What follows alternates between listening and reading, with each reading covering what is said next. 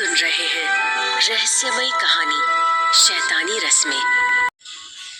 रचना ये देख अचंभित थी कि जिस मालिक के आगे सारा गहलोत परिवार झुकता है वो असल में एक शैतान है, एक दानव जिसकी कल्पना आज के इस युग में करना भी मुश्किल है। रचना आंखें फाड़ फाड़ के उस शैतान को देखे जा रही थी। उसका पूरा शरीर डर से थर थर कांप रहा था। वो बिना आवाज किए पीछे की ओर मुड़ी और तेजी से पुरानी हवेली के गेट की तरफ भागी, जहां रचना आज सदियों से दफन भैरवगढ़ के रहस्य के नजदीक पहुंच चुकी थी। वही सबसे अनजान निकी अभी भी पुरानी हवेली में गड़े खजाने के बारे में सोच रही थी। उसे अभी भी विश्वास नहीं हो रहा था कि आज के जमाने में भी खजाने जैसी कोई चीज होती है। वो खुद से ही सवाल किए जा रही थी, क्या सच में उस हवेली में खजाना गड़ा है और यहाँ की रस्मों को पूरा करने के बाद वो खजाना मेरा हो सकता है? वो बेचैनी से अपने ही कमरे में टहल रही थी। अगर रचना की बात सच है तो फिर ठीक है, मैं रस्मों को जरूर पूरा करूंगी। क्या पता वो खजाना मुझे ही मिल जाए, फिर तो मैं माला माल हो जाऊंगी। ये सोचकर निकी की आंखें खुशी के मारे बड़ी बड़ी हो गईं। तभी उसके दरवाजे पे दस्तक हुई और एक नौकरानी अंदर आई। उसने एक सफेद साड़ी निकी को पकड़ा दी। निकी उस साड़ी को देख हैरान थी और बोली, ये साड़ी? नौकरानी बोली, अगली रस्म के लिए आपको यही साड़ी पहननी है और आपको बिना जेवर और श्रृंगार के नीचे आना है। ये सुनते ही निकी ने अपनी नाक भौं सिकोड़ ली। वो मन ही मन बोली, बस ये अजीब सी रस्में सुनकर मुझे इन्हें निभाने का मन नहीं करता। खैर क्या कर सकते हैं। उसने नौकरानी की तरफ देखकर बोला, तुम जा सकती हो, मैं तैयार होकर नीचे आ जाऊंगी।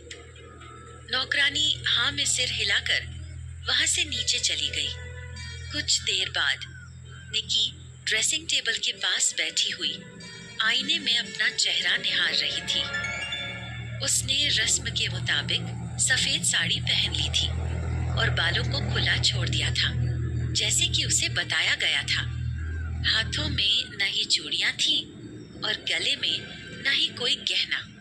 वो आज विधवा स्त्री की भांति लग रही थी। उसने मांग में सिंदूर तक नहीं लगाया था। वो खुद को देखती हुई बड़बड़ाई, पता नहीं कैसी कैसी रस्में निभाते हैं ये लोग, कभी ब्लैक साड़ी तो कभी व्हाइट साड़ी। मुझे तो सोचकर ही डर लग रहा है कि अब कौन सी नई रस्में करेंगे ये लोग।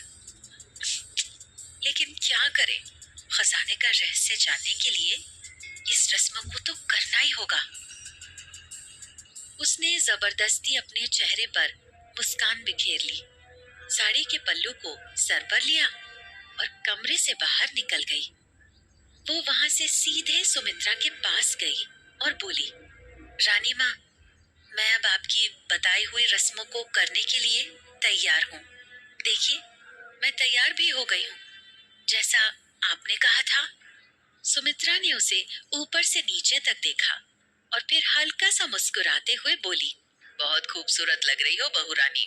निकी ने आश्चर्य से सुमित्रा की तरफ देखा और मन ही मन कहा, आप पहली माँ होंगी जो अपनी बहू को विधवा रूप में देखकर इतनी खुश हो रही हैं। फिर वो सिर झुकाकर बोली, आई एम सॉरी सासू माँ, कल के लिए मुझे डर लग रहा था इसलिए। सुमित्रा अपने चेहरे पर मुस्कान लाती हुई बोली, सॉरी क्यों बोल रही हो बहू रानी? मुझे अपनी बहू रानी से कोई शिकायत नहीं है, रस्में ही ऐसी हैं। पहली बार मुझे भी डर लगा था, लेकिन अब देखो। निकी मन ही मन गुस्सा करती हुई बोली, मेरे साथ जो हुआ रस्में थी।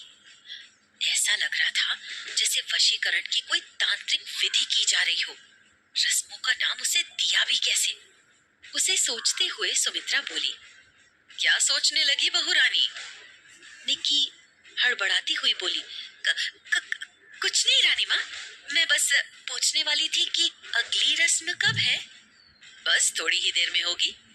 तुम अपने कमरे में ही इंतजार करो, ठीक है? जी। निकी ने सहमति में अपना सिर हिला दिया और वहां से वापस अपने रूम की तरफ मुड़ गई। सुमित्रा उसे वहां से जाते देख मन ही मन हंसती हुई खुद से बोली, कैसे नहीं होती तैयार?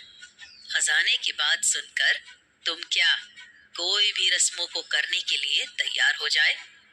मैंने जैसा सोचा था बिल्कुल वैसा ही हो रहा है। तभी 2-3 औरतें सुमित्रा के पास आईं और बोली, रानी माँ चलिए, रस्म शुरू होने वाली है। सुमित्रा बोली, ठीक है, मैं आती हूँ। तुम लोग बहू रानी के कमरे में जाओ और उसे बीच आंगन में लेकर आओ। और हाँ, बहू रानी अपने हाथ से लाल धागा उतारना भूल गई है, वो धागा उतार देना। जी रानी माँ। कहकर वो सभी औरतें निकी के कमरे की तरफ बढ़ी। वही सुमित्रा रस्म वाले स्थान की तरफ बढ़ चली। निकी जहाँ रस्म निभाने के लिए तैयार हो चुकी थी, वही रचना अब कहीं न कहीं अपनी जिम्मेदारियों से दूर हो रही थी। रचना बेतहाशा भागती हुई मुख्य दरवाजे से बाहर निकली और महल की तरफ तेजी से जाने लगी। उसे विश्वास नहीं हो रहा था कि उसने अभी अभी कोई शैतान देखा था। उसकी आंखों के सामने वही विभत्स दृश्य घूम रहा था। उसे अपनी कोई भी सुध नहीं रही थी। वो महल की तरफ न आकर कब पास वाले जंगल की तरफ मुड़ गई, उसे भी पता नहीं चला। डर के मारे उसका शरीर पसीने से तरबतर हो चुका था। वो भागती हुई बेतवा नदी के किनारे पहुंच गई। उसके बाल बिखर गए थे, कपड़े अस्त व्यस्त हो चुके थे और उसकी धड़कन काफी तेज चल रही थी। वो जोर जोर से हाँफ रही थी। उसने डरते हुए अपने आसपास देखा और सुनिश्चित किया कि वहां कोई नहीं है। तब उसकी जान में जान आई। धड़कन थोड़ी धीमी हुई। वो सुस्ताने के लिए बेतवा नदी के किनारे ही बैठ गई और बहते पानी में अपनी परछाई देखने लगी। उसकी आंखों के सामने उस शैतान का चेहरा वापस घूम आया था। वो जिस प्रकार उस बकरी के बच्चे को नोचकर खा रहा था, उसे याद करके उसका पूरा बदन सिहर उठा। वो बड़बड़ाती हुई खुद से बोली, कौन था वो? कोई राक्षस या कोई प्रेत? ऐसा कैसे हो सकता है? लेकिन मैंने जो अभी अभी देखा वो झूठ नहीं हो सकता। रचना का मन डिसाइड नहीं कर पा रहा था कि क्या सही है और क्या गलत। उसने जो देखा वो सच भी था या सिर्फ भ्रम? वो सोचते हुए हैरानी से बोली, क्या यही शैतान महल का मालिक है? सोचते हुए उसने जैसे ही नदी के पानी में गौर से अपना चेहरा देखने की कोशिश की, अचानक उसी शैतान का भयानक चेहरा सामने आ गया। लाल लाल आंखें, मांस के लोथड़े से बना पूरा बदन और सर पर उगे नुकीले सींग।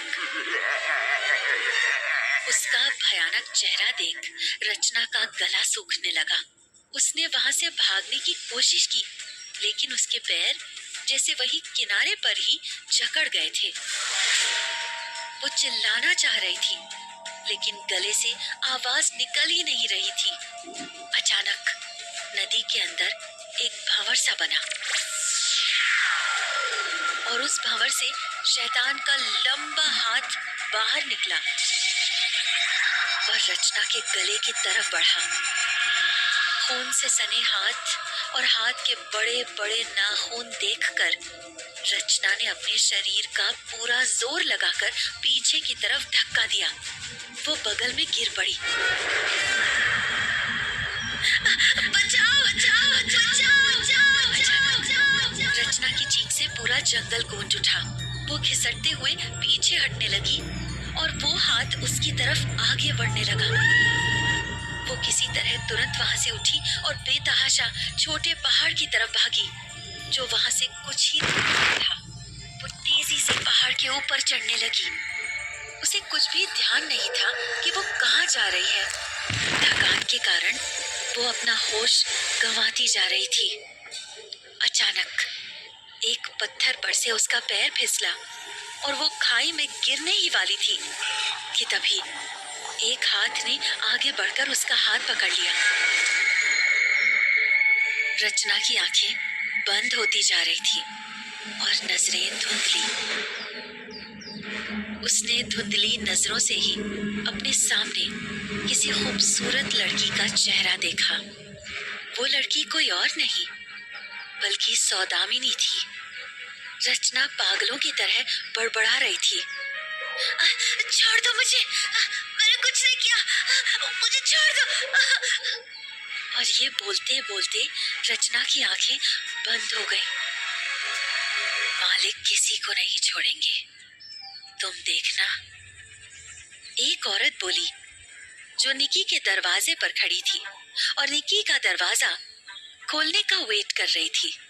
तभी दूसरी औरत बोली, सच कह रही हो बहन, रस्मों में बहुत देर हो चुकी है। अगर मालिक नाराज हुए तो किसी आदमी की जान अवश्य जाएगी। पहली औरत गुस्से में बोली, हम किसी और की जान क्यों जाने देंगे? इस शहर की चोरी के कारण रस्म में देरी हुई है तो इसकी ही बलि। उसी समय कमरे का दरवाजा खुला और दोनों औरतों की बातचीत अधूरी रह गई। तीनों औरतों ने मुस्कुराते हुए निकी की तरफ देखा और फिर कमरे के अंदर प्रवेश कर गईं। निकी हैरानी से तीनों को देखने लगी। तभी एक औरत बोली, यहाँ आइए बहू रानी। निकी पास आती हुई बोली, रस्म के लिए नहीं जाना है क्या? वो औरत बोली, बस एक काम करना बाकी है, उसके बाद हम रस्म के लिए चलेंगे। बाहर आपका ही इंतजार हो रहा है। निकी ने सवालिया नजरों से देखा।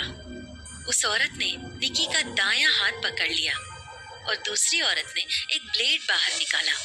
उस औरत के हाथ में ब्लेड देखते ही निकी डर गई और सहमती हुई बोली, क्या करने वाले हैं आप लोग मेरे साथ? वो औरत मुस्कुराते हुए बोली, अब घबराइए नहीं बहू रानी, बस एक छोटा सा टोटका करना है। निकी आश्चर्य से बोली, टोटका करना है? उसने अपना हाथ छुड़ाने की कोशिश की लेकिन उस औरत ने हाथ कसकर पकड़ रखा था। उसी समय दूसरी औरत ने ब्लेड निकी के हाथ पर चला दिया। आह! निकी के मुंह से चीख निकल गई। उसने डर के मारे अपनी आंख बंद कर ली थी, लेकिन जब उसे अपनी हथेली पर कुछ भी महसूस नहीं हुआ तो उसने धीरे से अपनी आंखें खोली। उसकी हथेली पर बंधा लाल धागा कटकर जमीन पर गिर चुका था। ये देख निकी की जान में जान आई। तभी वो औरत मुस्कुराती हुई बोली, लाल धागा अगर हाथ पर बंधा हो तो उस रस्म का असर नहीं होगा जो अभी आप करने वाली हो बहू रानी, इसलिए हमने वो धागा हटा दिया। अब चलिए हमारे साथ। निकी बिना कुछ बोले उन औरतों के साथ बाहर आंगन में आई। आंगन में बहुत सारी औरतें बैठी हुई थी और सभी ने सफेद साड़ी ही पहन रखी थी, बिल्कुल उसी की तरह। लग रहा था जैसे वहां विधवा महिलाओं का सम्मेलन होने वाला है। वहीं एक औरत जो सबसे आगे बैठी थी, उसने रंगीन कपड़ा ही पहन रखा था। वो अपने सर पर घूंघट ओढ़े हुई थी। वो बाकी औरतों के मुकाबले थोड़ी उम्र दराज लग रही थी। वो एक पत्थर पर अपने चाकू को तेज धार दे रही थी। वहां एक सन्नाटा सा पसरा हुआ था, जैसे सभी औरतें बस उनके ही आदेश का इंतजार कर रही थी। निकी को समझ नहीं आ रहा था कि वहां अब आगे कौन सी रस्म होने वाली है। साथ ही चाकू की धार देख उसे मन ही मन घबराहट भी होने लगी थी। वो सोचती हुई खुद से बोली, रस्म में चाकू का क्या काम? कहीं कोई जानलेवा रस्म तो नहीं है ये? वो पास ही खड़ी सुमित्रा से बोली, रानी माँ, क्या हो रहा है यहाँ? सुमित्रा दबी आवाज में बोली, तुम्हारी नई रस्म की तैयारी। श्श। उसी समय उस घूंघट वाली औरत ने अंदर से ही चुप रहने वाली आवाज निकाली। सुमित्रा और निकी दोनों चुप हो गईं। कुछ ही देर के लिए फिर से वहां सन्नाटा छा गया और चाकू के पत्थर से घिसने की आवाज गूंजती रही। जब चाकू की धार तेज हो गई, तब उस औरत ने घूंघट के अंदर से आवाज दी, ए बिटिया, अपना हाथ आगे करो। ये सुनकर मानो निकी को सांप सूंघ गया। आखिर अब कौन सी रस्म निभाने वाली है निकी? मालिक का सच जानने के बाद रचना का अगला कदम क्या होगा?